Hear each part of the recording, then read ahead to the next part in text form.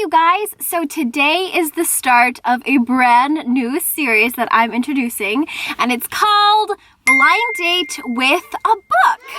I'm actually really excited for this. So the inspiration behind this actually came from my friend Kat, whom YouTube knows as Catty-tastic or Kitty-tastic. What happened was she ended up recommending a book that became one of my all-time favorite books. I would have never picked up I'll Give You the Sun by Jandy Nelson if Kat hadn't insisted that she thought I was gonna like it. And it kind of got me thinking, well shoot, this is literally one of the best books I've ever read. I wonder how many other books my friends have recommended that could potentially be all-time favorite books. Because if you think about it, nobody knows you better than your friends. And nobody knows my reading taste quite as well as my booktube friends because we're all reading.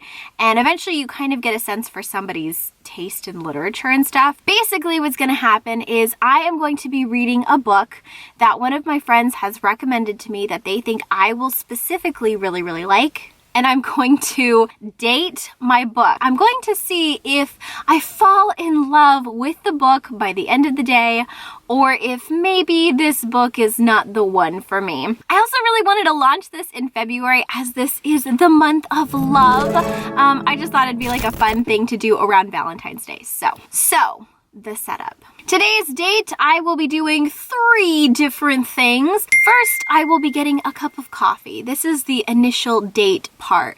The time when I say, do we have any chemistry between each other or is this not gonna work? The next place that we will be going is dinner at a fancy schmancy restaurant. Yes, it's the stage in the relationship where we kind of see, are things going anywhere? Because I'm kind of into you. And then finally, date/stage number 3, Netflix and chill. I take the book home and we basically read it home. I don't know actually. I didn't really give a lot of thought to that. I don't want to stay out super late tonight. So that's why we're going home. Okay, so who is setting me up? The person setting me up on this date is Kat. She has been recommending a book to me for a while. She thinks that I'm going to like this book for a lot of different reasons, and I purchased it just for her. So I thought since she was the initial inspiration behind all of this, I would go ahead and read that book first. And my date is This Is How You Lose the Time War. I'm really excited about this. So I don't know a lot going into this book. I didn't know a lot going into I'll Give You the Sun either though, so it's okay. But Kat seems to think I'm going to like this book for a multitude of reasons. The first is that it's kind of like an enemies to lovers, and I tend to like that trope in romances a lot. The second is she said that it's really weird, and I tend to really like out there writings. The Ocean at the End of the Lane is a great example. I think that that is probably my all-time favorite book. It's absolutely fantastic. And Kat said that this was reminiscent just in the fact that they're both kind of weirder works of literature, and so I think I'm gonna vibe with it on that level. But she also said that the depth and the language, they're things that she thinks I'm going to connect with as well, because I'm a sucker for beautiful writing. This book is about 2 kind of competing spies who end up reluctantly falling in love. I don't know a ton more about it. I know that it has something to do with going back in time. I'm hoping to love it. I'm really excited to go on my date, and I'm going to be listening to this on audio as well as reading the physical, so I'm really excited. Let's see if I have any chemistry with this book on this blind date. I'm nervous. I don't know. Okay, let's go. Okay, so I just got downtown, and to be honest, what time is it? It's like 2 o'clock and I haven't had anything to eat today, so I'm actually really hungry. So we're gonna flip it and we're gonna do coffee after dinner. I know it doesn't actually matter, but I'm starving, so I'm just gonna get lunch/dinner, whatever you wanna call it. So let's have a romantic time drinking wine and eating Italian food. Where's the book? With my date.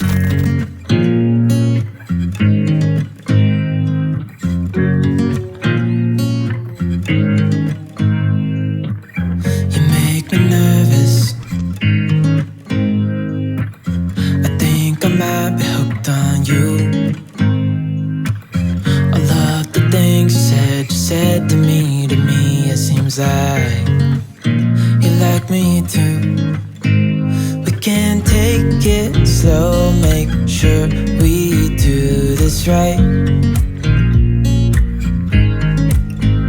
Canceled all my plans to be with you tonight. So just sit with me, talking to the night until the morning, building chemistry. I don't think I ever wanna go come closer next to me. Trying to find another way to say this, but I think we were meant to be.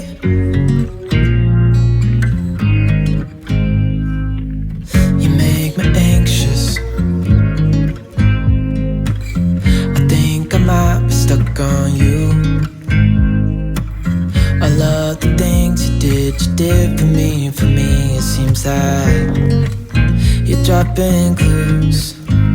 There's no need to rush, so let's just take our time. Dropping everything, 'cause you're stuck on my mind. So just sit with me, talking to the night until the morning, building chemistry. I don't think I ever wanna go come closer next to me. Trying to find another way to say this, but I think we were meant to be. Oh, we were meant to be. Oh, we were meant to be. Oh, we were meant to be. So just sit with me, talking to the night until the morning, building chemistry. I don't think I ever wanna go come closer next to me. Trying to find another way to say this, but I think you were meant to be with me, talking to the night until the morning, building chemistry. I don't think I ever wanna go come closer next to me. Trying to find another way to say this, but I think we were meant to be. Hello! So I thought I would give you a little bit of an update. First of all, this book is perfect for this like experiment because it's really, really short and I'm already slightly more than halfway through. I'm on page 121 because it took about 35 minutes to get down here. So I was listening to the audiobook and then I had a really nice long lunch, which was so good. I got something called tetrazzini and I got that with mixed vegetables and it was really, really good. And then I got their flatbread, which was excellent, and then some wine. And then I went next door and I had some coffee, as you saw. So I'm going through a lot of different phases with the book. The first is confusion.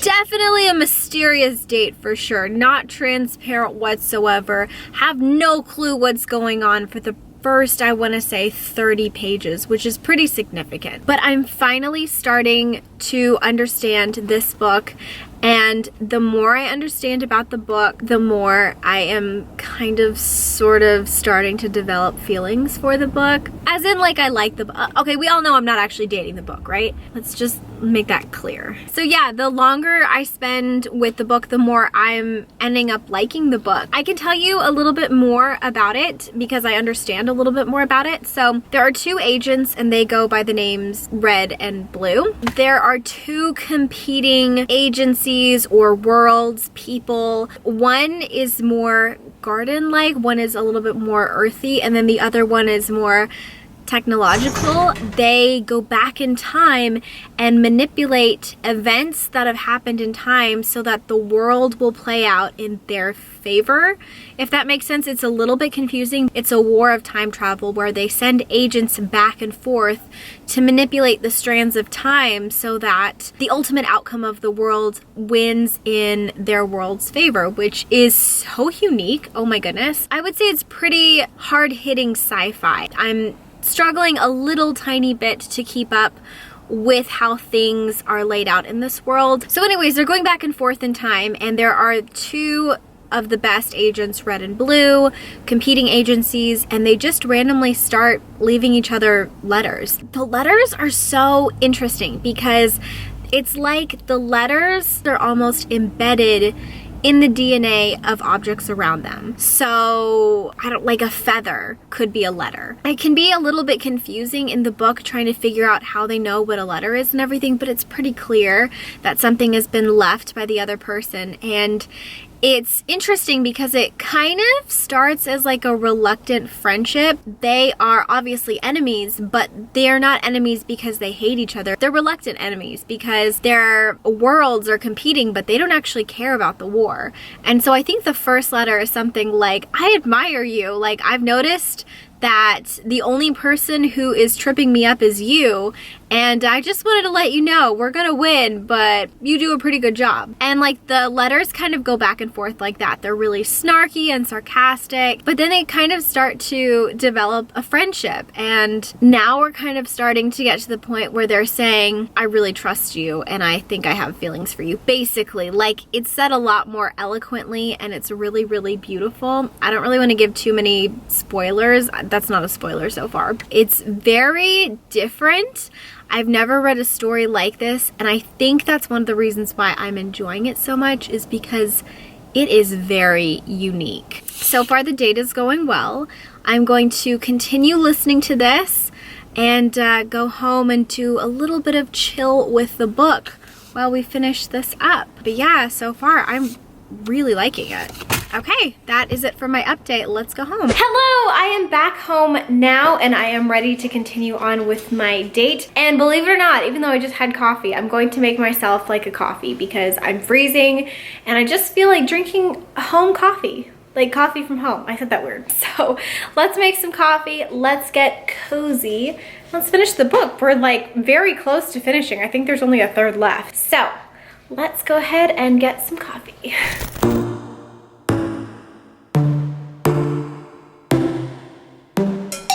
Inside your bedroom, we stopped counting the days, lost in the rhythm. Physical silence, no need to speak a word, lay here beside me. Don't wanna move too fast, your lips on the floors, sipping on your love, sipping on your love. I never dared to ask if we're gonna last. I'm needing all your love, needing all your love. Oh, when you, oh my God, you know you're playing your cards so right. Oh, I am looking for hearts, just in the dirty clubs and diamonds. So I just finished This Is How You Lose the Time War. Oh my God. Holy, I've never read a book like this before in my entire life. So I think I'm going to kind of review a little bit of like what I'm thinking. And the next time I come to you, it will be with my wrap up of the book and my final thoughts. But I really liked it. Okay. Hello, I am back with my final wrap up of This Is How You Lose the Time War. I have to say, it was a great date. So the first thing I will say is if you go into this book, you have to go into this knowing this. The world is confusing. There's not a lot of world building. How many pages is this? 198 pages. So it's a very short book, but it tackles a very big world. This takes place in the future, as you know, and there are so many interesting and unique new concepts that are being introduced in this novella that as the reader, you're gonna finish the story and have a lot of questions. So I didn't fully understand exactly how they were going back and forth, other than the fact that they were on things that were like time strands. I didn't fully understand who they were either, because we know that they're both women, but we don't know exactly what they are, like as entities. Like what are they? Are they molecules? At one point, one of the characters is described almost as like an animal or a beast. At another point, we hear all about these teeth. There's like 4 rows of teeth in one of the characters. There's another point where they, I think, look differently. So I can't exactly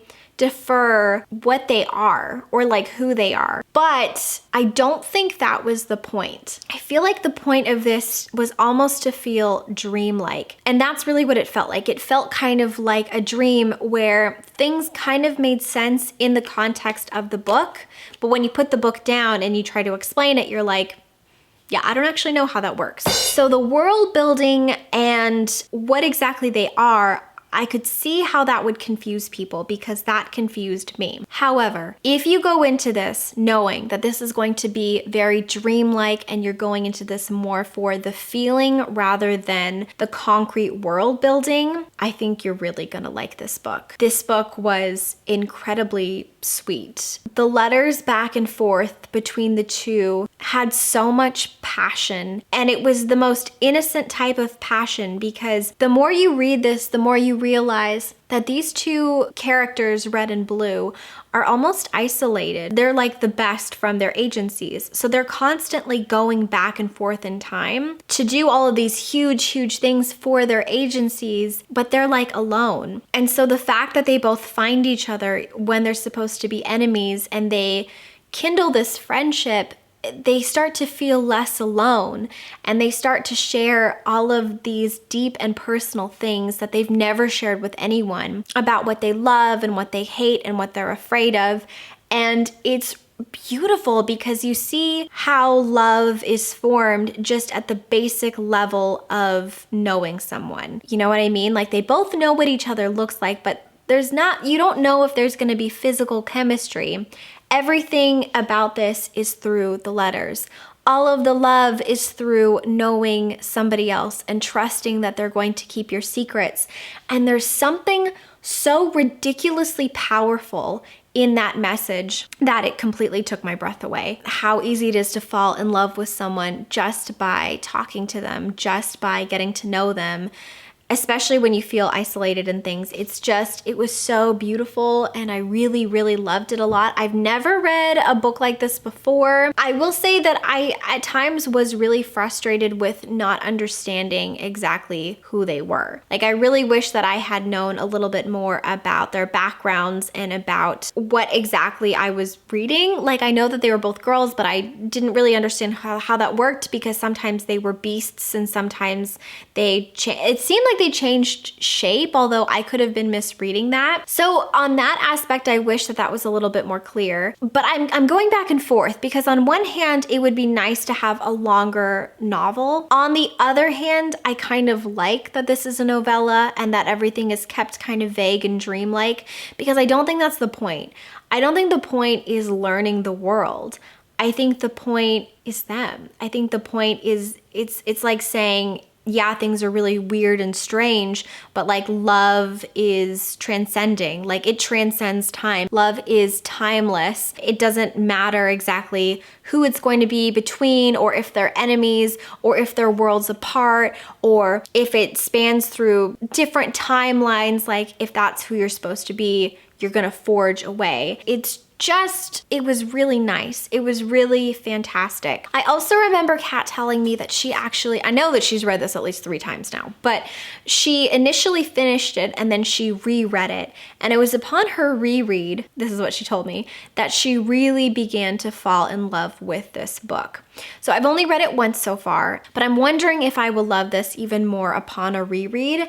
I think it's something that I'm probably going to do in the near future now that I'm more comfortable and familiar with the groundwork that's been laid out. So if you don't mind going into something that's going to be a little bit vague, I think you're gonna like this. There were some lines in here that were so unbelievably beautiful that I just started crying, like completely sobbing, which is why I didn't really film too many clips at the end.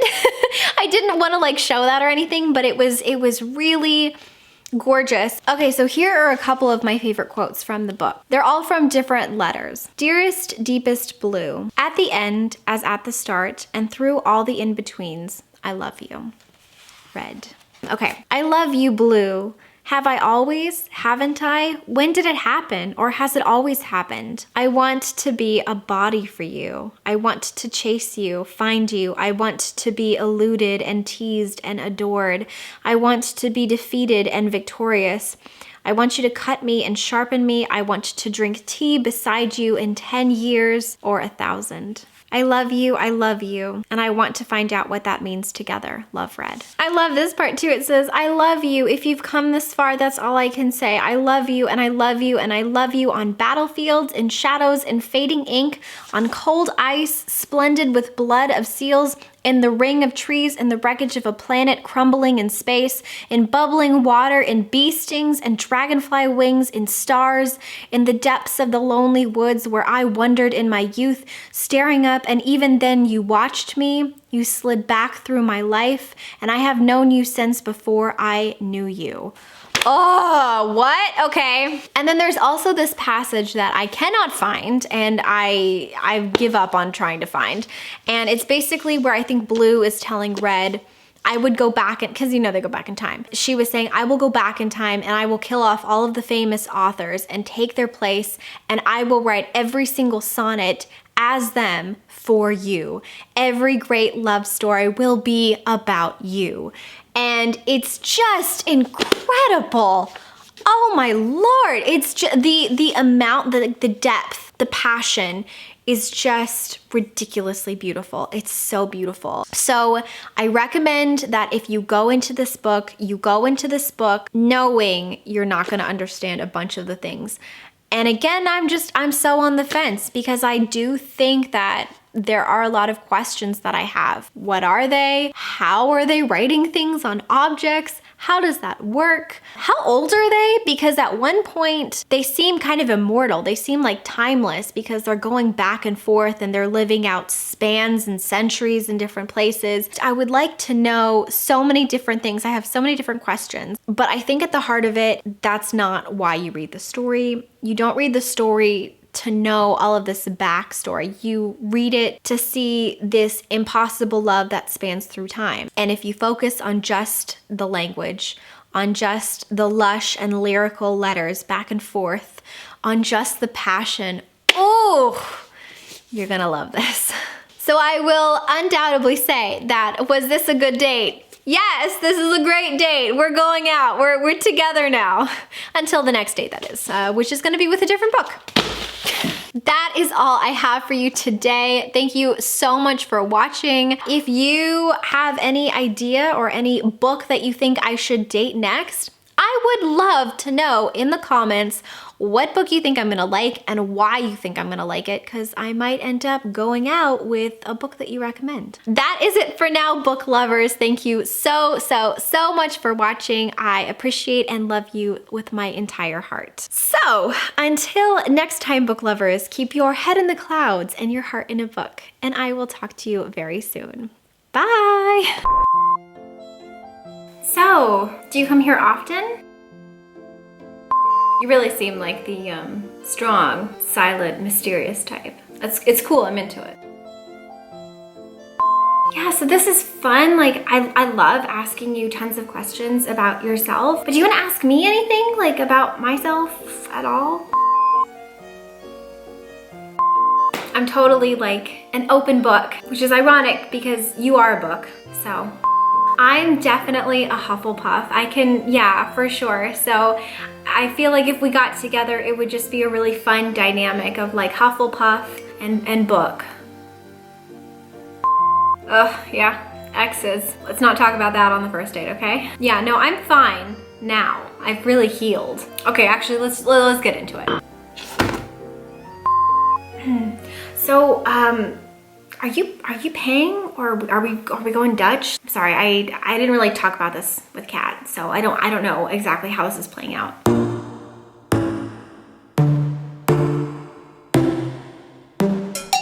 Inside your bedroom,